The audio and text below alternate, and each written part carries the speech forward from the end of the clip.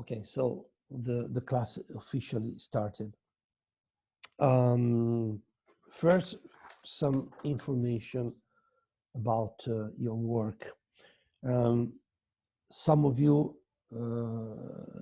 did contact me because they jumped in this course really recently, coming from other courses, and they asked me how to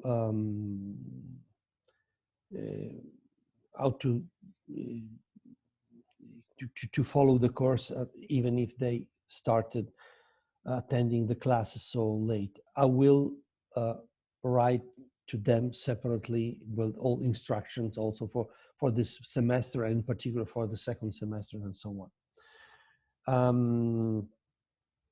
And in any case, as many of you did so far, if you have questions, write me using email or Skype. I will answer as much as possible. And some questions posed by some students are very interesting. So not only, I tried not only to answer, but it's just an experience for me to, and I will tell you, explain next week. So keep on writing me and asking for any kind of questions. On Saturday, in any case, we'll have the usual meeting. And so thank you for all questions, for all contacts, and everything, because it's an important feedback for me, because this course with this structure is really new, not only for me, but also for my colleagues. So the feedback is very important. Absolutely. The last problems we have worked on, the problems of general architectures with drawings or sketches of the general architectures, are absolutely important. And as I told you, they will be part of the final exam. Nobody of you decided to send me some sketch for the architecture of the of the three problems I gave you, but I'm still waiting. And if nobody will do, if you are timid, so I will show you some examples, some possible examples of this kind of solutions. And also, I don't know if today we have time to do that, but I have another problem related to sockets. So we will go on also with this activity. But if you have some ideas on that, please send me in advance in the form of drawings, of schemes, or something, anything, because it's important to learn to be creative in how to design a system with several components before starting to write the code. The code is the last step. No, not exactly the last step, but is a successive step. Prior to write a code, you have to have clear which are the modules and how they communicate, and which are the primitives that they will use. So there are formal models, for example, using UML or something like that, but we are not at this level. We just need sketches, drawing, arrows, lines, squares, everything, circles on a just a creative design. So first assignment deadline. The deadline, it will be next Sunday, not Saturday. But in any case,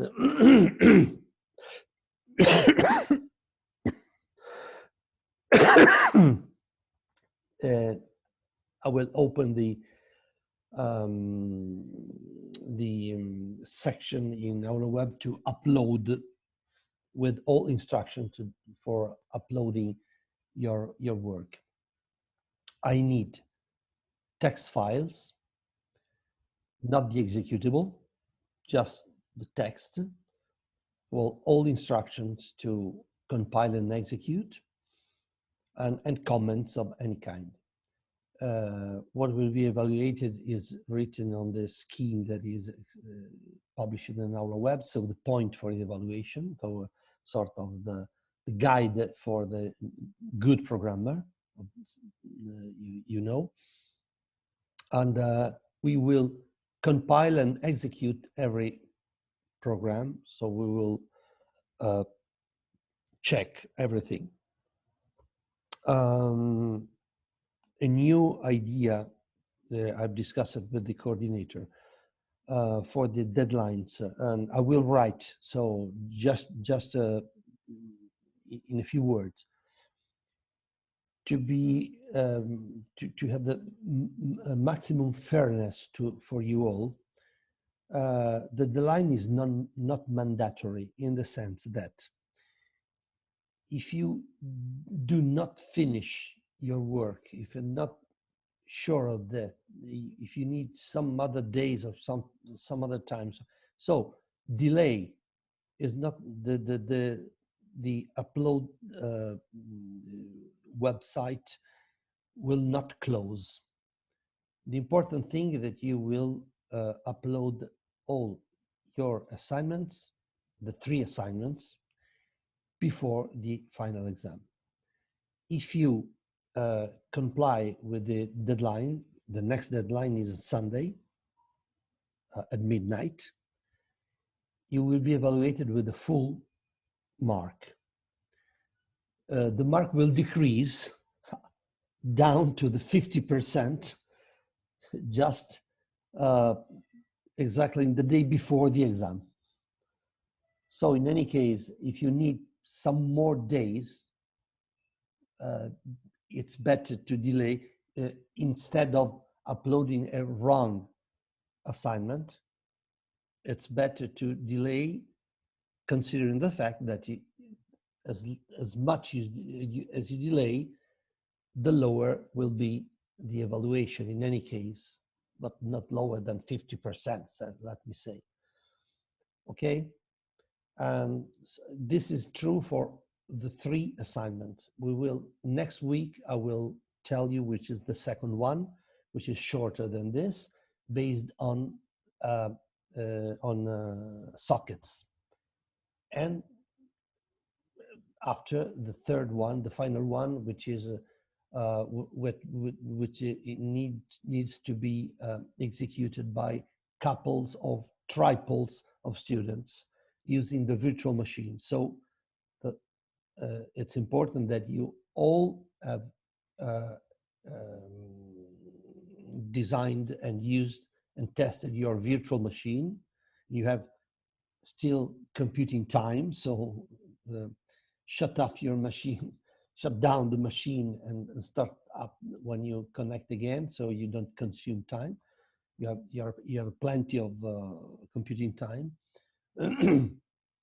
So the other message, the important message is start using the machine so that at the end you will be ready for using for the third assignment. At the end of the February exam session, of the exam schedule, at the end of the first semester, the 3 assignments of this semester are over. So you must, if you do the exam on January or February, you must have completed the 3 assignments before the exam, with this rule that I told you, so that if you comply the strict deadline, you have the full score, otherwise the score will be decreased and so on. After conclusion of the exam schedule for the first semester, so when the second semester starts, there will be a new deadline for the new 3 assignments, very similar to the assignment that you will do in the first semester. Very similar, not exactly the same, just to prevent the idea of copying the solutions of the first semester. and there will be a new deadline with the same rule. So if you do the exam on June or July, you must finish and upload the assignments before the June or July. This is true for students with in robotics engineering, not for the double title, double degree. Double degree have determined dates for the exam, so they must pass the exam at the end of the semester. So that's the general rule.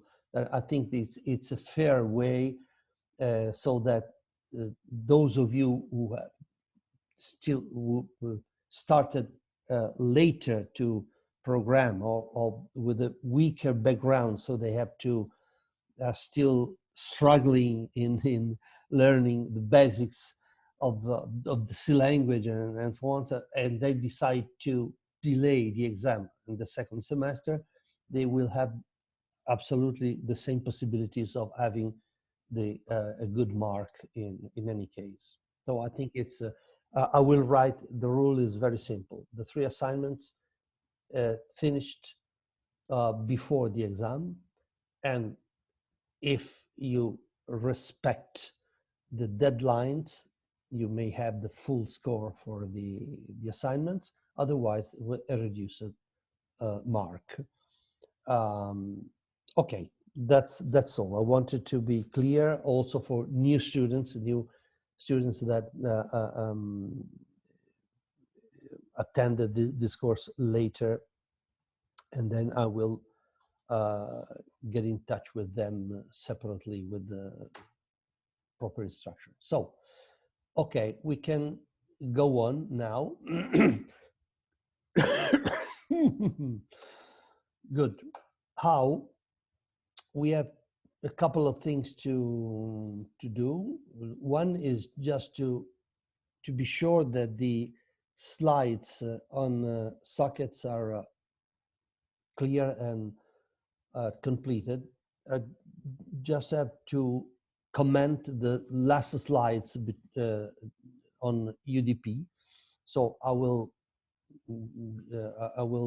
open the slides on sockets, and because next week you will have to think of the assignments on sockets. Probably you hear me. Oh, it's my cat. Okay.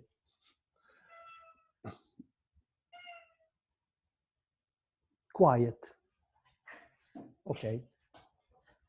Not sure he's why. Okay, let me open the slides.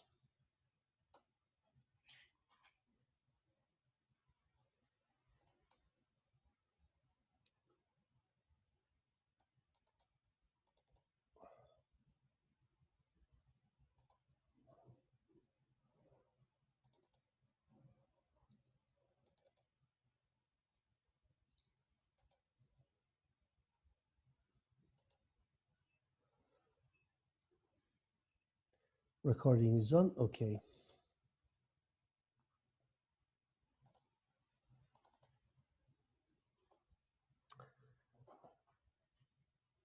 You see the shared screen? I think so.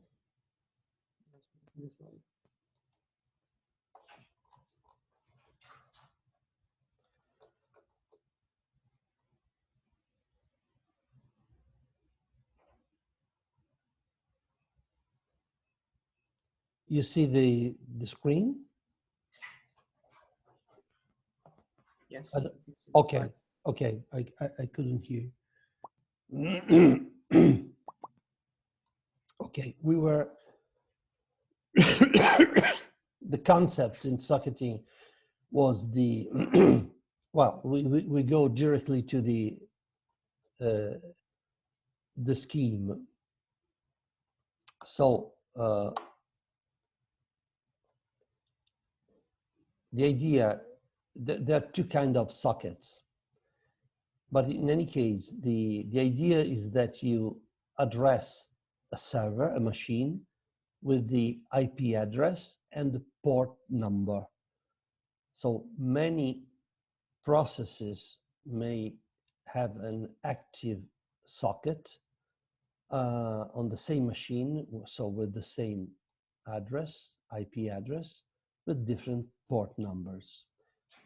Port numbers is the same is also called the service, because any process does something different from any other process, and so carries out some service port, and usually in the network terminology is called the protocol. There are two ways of two socket types. The most common in internet is TCP, Transmission Control Protocol, and the difference, and the other one is UDP. But in robotics, and in particular in situation in which you control in real time some remote machine, UDP is used as well. The difference between the two, and this is typical of networking. The transmission control protocol is based on a service by the network system, so that all the information is completely acknowledged, and information is transferred in packets in any case, both in TCP and in UDP. So a file or a message in general may be long few bytes or megabytes or gigabytes. In any case, it is divided into small packets. Packets may be not strictly defined, may change, and you can also decide which is the length of packets, but in general, maybe kilobytes, 1 kilobyte, 2 kilobyte, 3, 8 kilobytes. The reason why to change the length of single packets is that a packet, while traveling the network, may be corrupted. So using TCP, that is a reliable method of communication, a corrupted packet is detected as corrupted and must be sent again.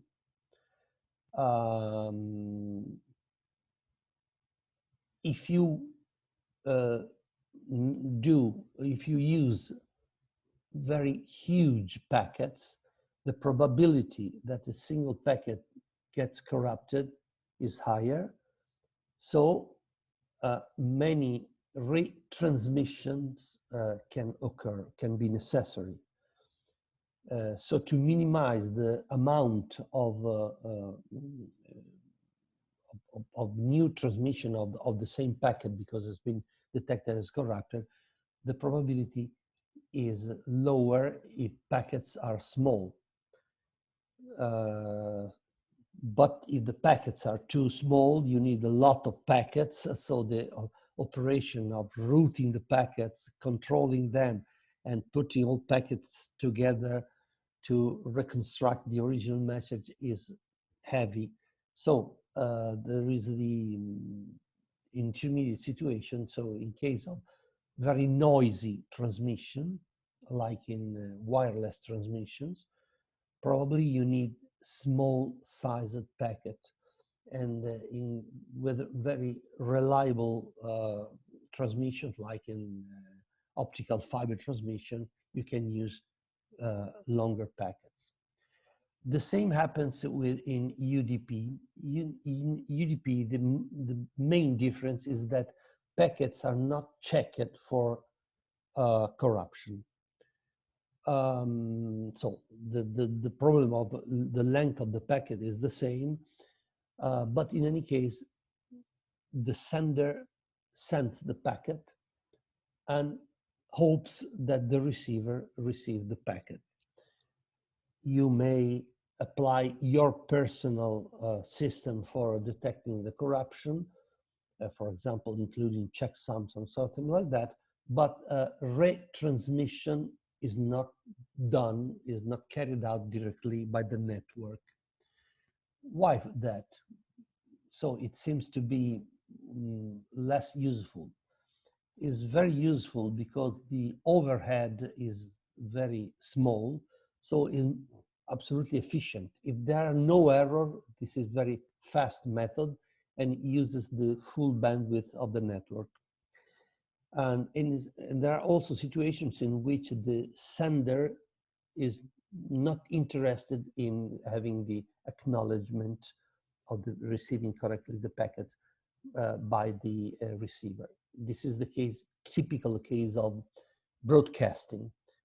Digital radio, digital television broadcasting, for example, use this kind of protocol because there's no acknowledgement. And in any case, since you have a media, a medium like a visual medium, music or so on, if you have some packets lost, you don't perceive them as they are not numerical data, relevant or critical numerical data. And in many situations, in robotics in particular, when you need a fast communication, for example, in remote controlling a machine, you probably you use this as a method of communication. So you must decide, and the difference is these are the differences, and is an important knowledge. The example you have on the tutorial in our web, you have seen in probably, I don't know if you have already read this, you will do, of course, next week because we have to solve some problems. There is a document, a booklet in which an example is presented with comments line by line using TCP communication, client-server communication. There's no example using UDP.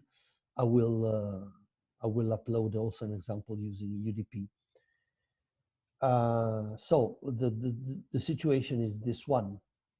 There are several steps. The server is a so-called the passive server, and as a series of system calls to call, declaring socket, connecting to the operating system, and listening to the socket.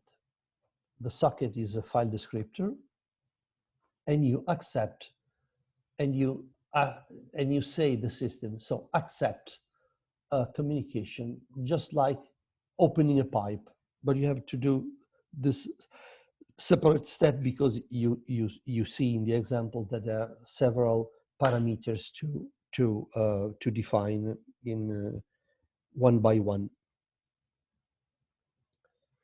And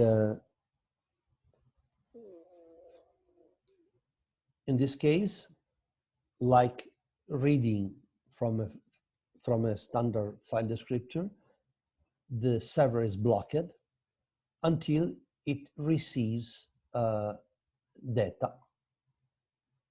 The active part is a so-called client, and instead of listen, it calls the system called connect and sends. Send, receive, send, receive. They from now on, from this point, the primitives are absolutely the same, and so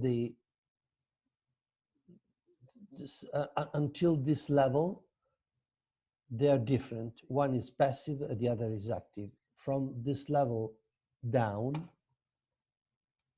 from here, well, okay, you can see. In any case, from the handshake on, they are completely symmetrical. They can exchange in both directions data because the socket is the TCP socket is bidirectional. Here, send and receive are written. Send, receive. They're absolutely the same as read and write, and read and write can be used as well. Send and receive as just one parameter more. In the example, in the tutorial, read and write, just like using a pipe, are used. And the end, you close the file descriptor and you close the socket.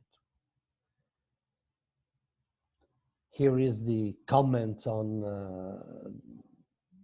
all the parameters of the system calls, close, and so on. So at this level, as I told you before, once the connection is activated, they exchange data. It's just like a pipe, it's just like a couple of pipes. So there is a couple of unnamed pipes in which both can send and receive serially data. Normally, both are blocked, just like reading from a pipe. So reading is blocking. Theoretically, also writing can be blocking, but since we are in networking, this doesn't happen.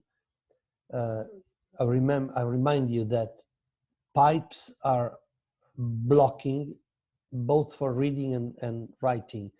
Normally, reading is as a blocking effect that can be perceived, because if the pipe is empty, you block when trying to read. And that's the reason why you need a select, and that's the key point of the first assignment. When you write, also may be blocked if the pipe is full. In most situations, it doesn't happen, so you don't perceive the fact that also when writing you're blocked. But pipes are blocking both for writing and for reading. In socketing, blocking is by default active when you receive, when you read. Using receive, you may also specify parameters so that you can may not block. The last slide shows the much simpler structure when use UDP server client, because there is also server, in any case, server and client. They use different primitives. You don't use read and write, because receive from and send to are connected to the other, to the party using using the IP address, and simply send and receive data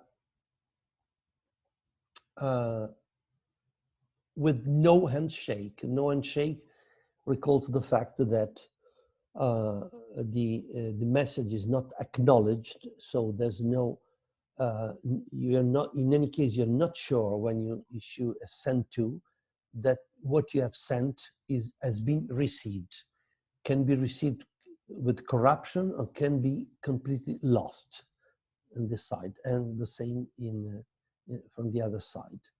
It's very simple, and so the structure, you will have an example, is simple to implement, and but take into account this, because there are situations in which this is a good opportunity. These are the primitives, and that's all. So these are the slides. So I stop share. Okay, so please read them with accuracy, understand them. In particular, all the TCP transmission and reception can be checked into using the tutorial, in which every line is commented, considering that in the tutorial, for simplicity, instead of receiving, send, receive, write and read are used, but it's a normal way of doing, of working, so no problem for that. I will also add an example using UDP transmission. Next week we will use this. Okay. If there are no questions, I will proceed with another purely theoretical topic. So nothing to do with coding. It's just a conclusion of the Unix Linux architecture we have discussed in the first weeks. And this is the conclusion, not a full conclusion, but is just the explanation of the another component of the architecture that is relevant for understanding what the system call we are using, and there is the deeper sight on the file descriptor. In particular, what is a file at the lowest level. And so it's a purely theoretical discussion, and it's part of the things I want you to know regarding the architecture of the operating system. In this case, is the Linux architecture, but these concepts are similar to the simpler concepts in other architectures, in particular real-time Linux or QNX or even Windows and Mac OS. So that's the reason I want you to know how they work. So the first thing is to talk a bit on the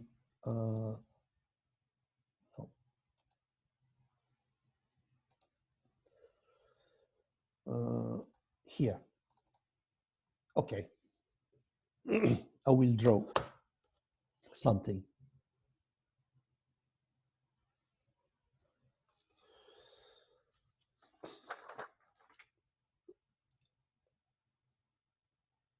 Oh, no. Yeah.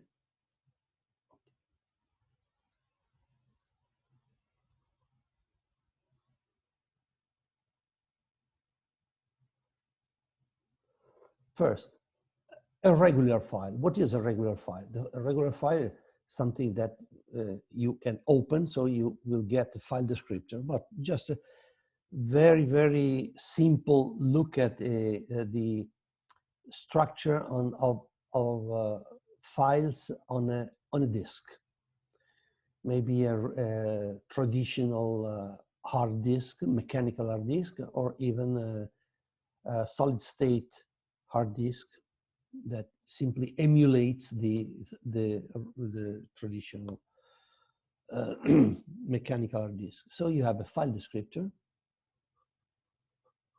What is a file descriptor? When a file descriptor is connected to a file on disk. We will see after what is a file descriptor when it's connected to a pipe or something like that, or typically a pipe. A file descriptor has to, for example,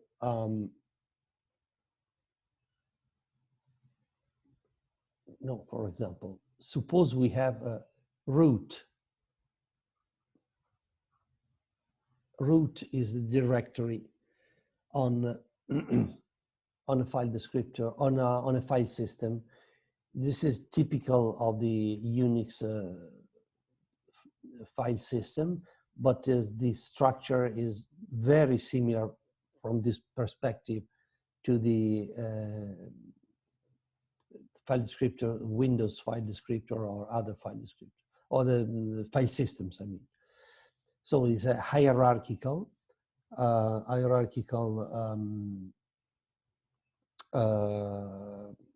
file systems in which there are directories. For example, suppose this is dev, this is home, this is bin, and others. You know, if you go on the root, you will find that root as this many directories included in roots many. And so a file descriptor is a sort of pointer that is able to suppose that you have opened a file. Well, let's go on. Home. Home is in my PC as a directory is called Renato. Another directory is called user, a generic user, and other possible directories. So the question is, which are these elements, and not only names, which are the internal structure, just to make you know what the file descriptor is. Suppose you want to, well, Renato has other, inside Renato, there are other directories.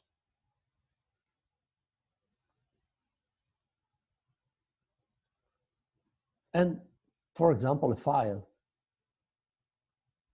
and the same user, a regular file, I mean a data file. So a file descriptor, suppose that I've opened this file.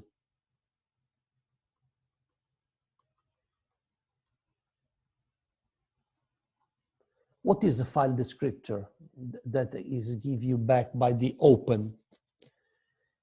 A file descriptor, we must know what is just a pointer. A pointer to what? A pointer to a thing that is called inode or identity node. Inode. Not written very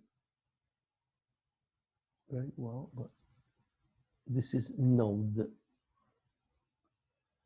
or identity node, inode in general, inode.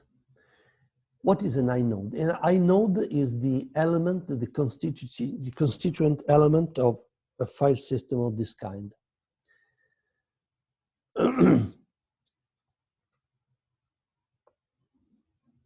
Let me explain here.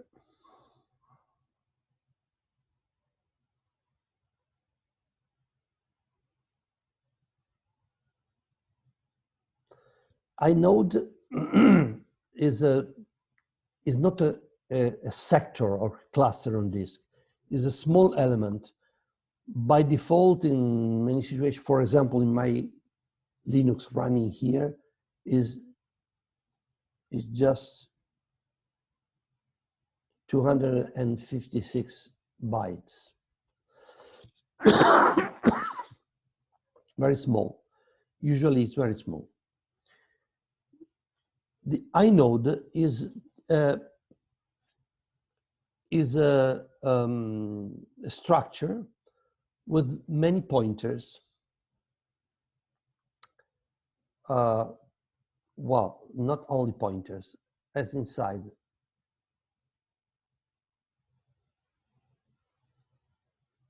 The name of what is represented by inode. So the inode is the inode for root.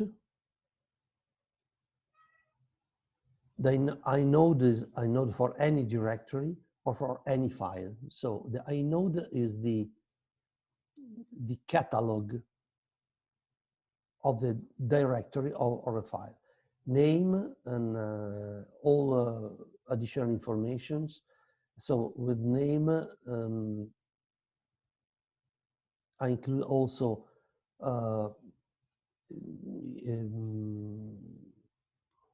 the times of modification, of creation and access and so on, all capabilities, which can be written, read, by which, the owner, and so on. All information possible. And pointers.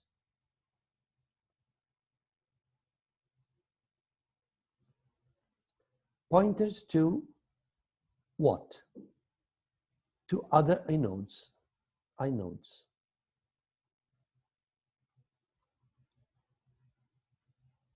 If they are directories,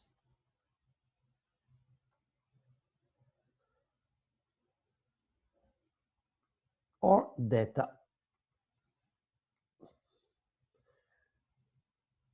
For example,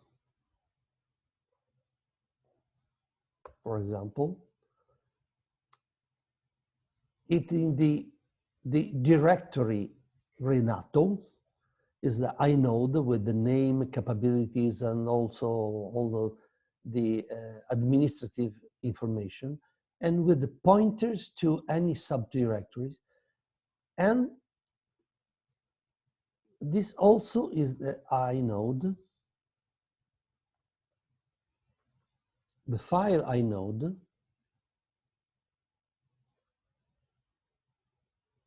if this is a file, as pointers not to other inodes represented by all directories, but just data.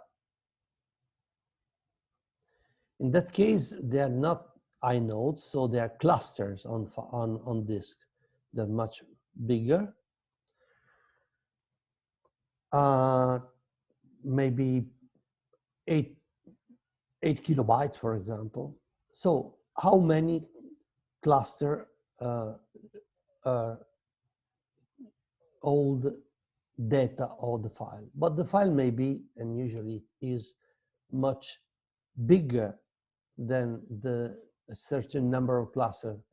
For example, 10 possible clusters for the file.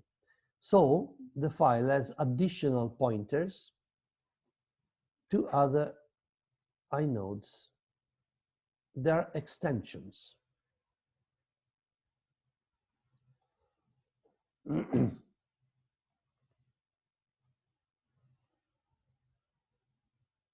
And these are the data.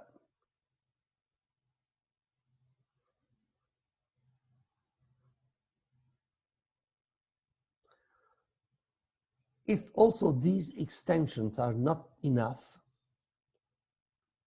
there is a third level with a new inode able to more than one inode. The third level in which other data cluster can be used. So a regular file that with data are just an inode with pointers to all the clusters with data, and possibly additional inodes with additional pointers, and a third level of indirection, so that at the end, the total length of the file may be very big, gigabytes.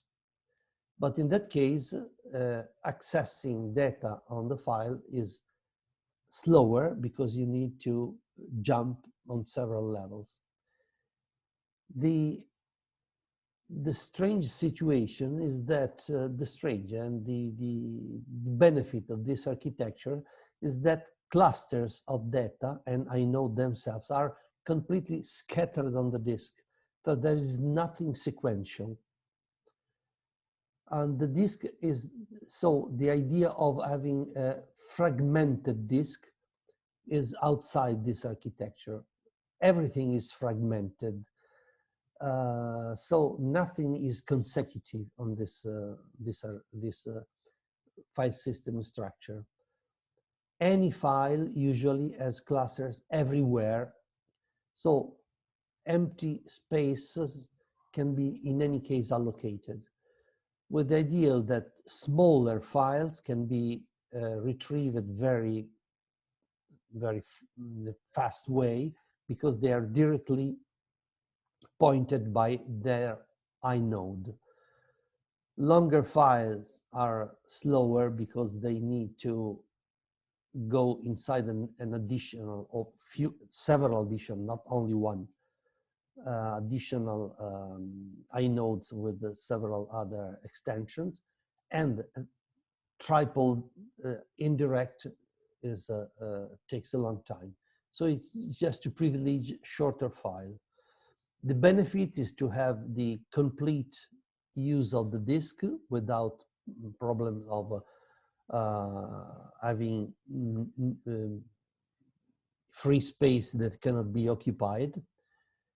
And the drawback is, of course, the fragmentation, so that big files are everywhere on the disk, and also inodes. Inodes are everywhere and not in one place. Okay, this is the general idea. And so we can conclude that what is a file descriptor?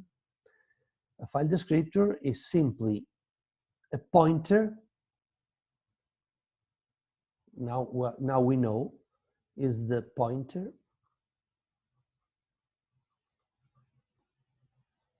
to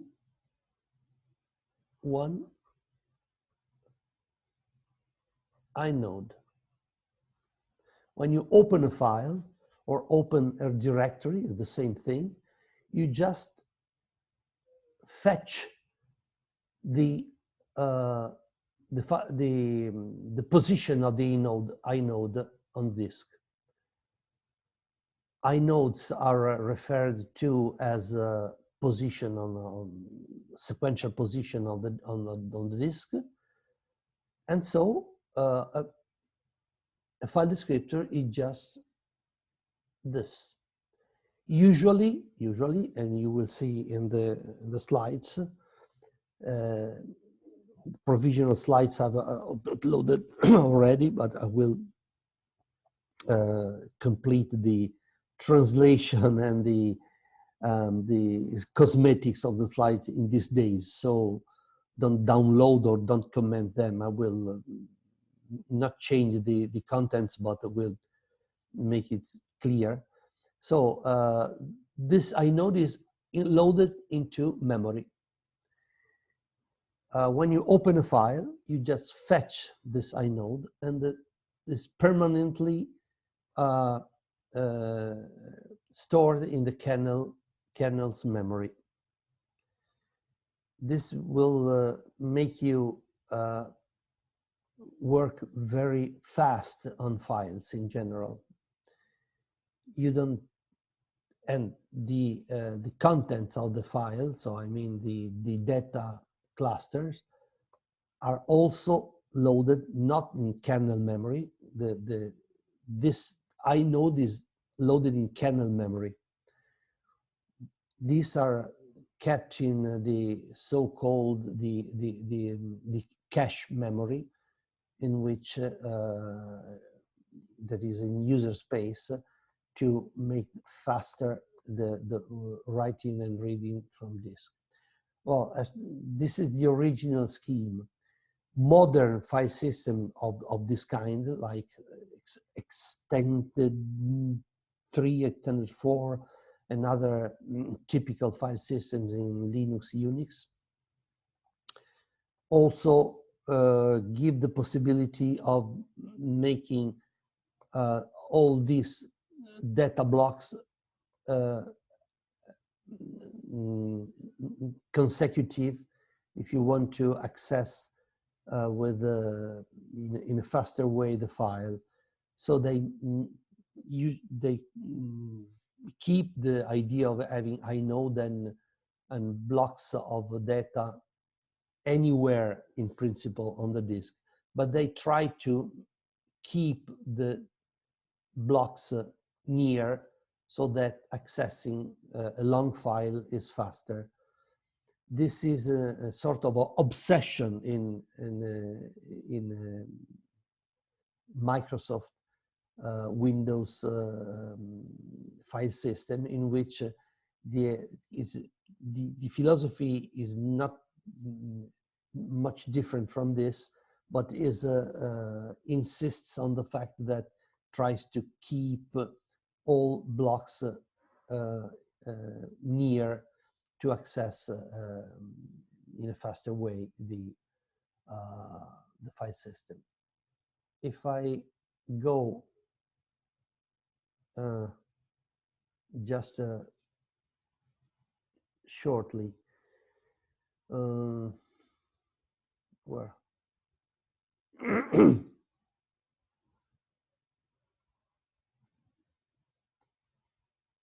here,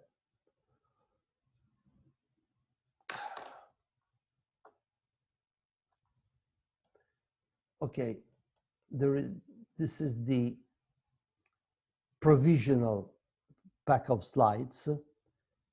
I will do some changes just to make them more readable. And you see, I want just to show you one slide that tries to capture this.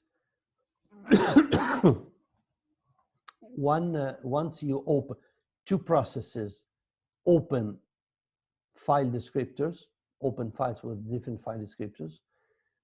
So all the system is based on this is the U area, the user area that is inside any process that is shared after a fork with the children processes and also transmitted to the executed processes.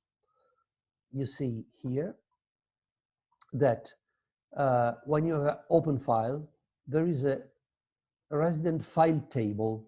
The file table is in the kernel's memory, and takes account of all files that have been opened.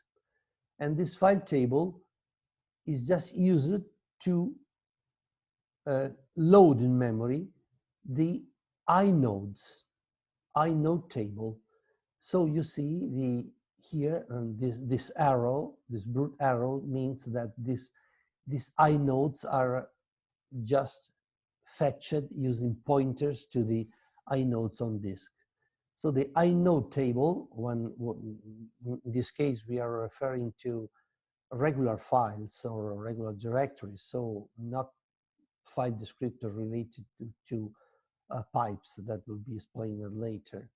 So when you open files and you have opened file descriptors, you have this, the aim of the kernel is to build the inode table just to fetch immediately the inodes of the file. And it will be clear what they are for, since a file can be opened, the same file, by more than one process. In that case, you must keep a so-called reference count, so how many processes are using that file, so that when you close the file, you simply forget the file, and you decrement the reference count, but when the reference count goes to 0, that means that no process needs this file, and the file is the inode is deallocated from the inode table. So the aim of all discussion is to, let me show you a final scheme, is just to justify this. This is the complete version of the usual scheme of the architecture without the process table, the ready queue. You must know the meaning of all these names here: the user area, process table, file table, inode table, and buffer pool is simply the short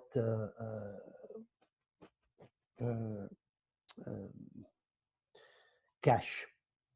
File table and inode table and file descriptor table.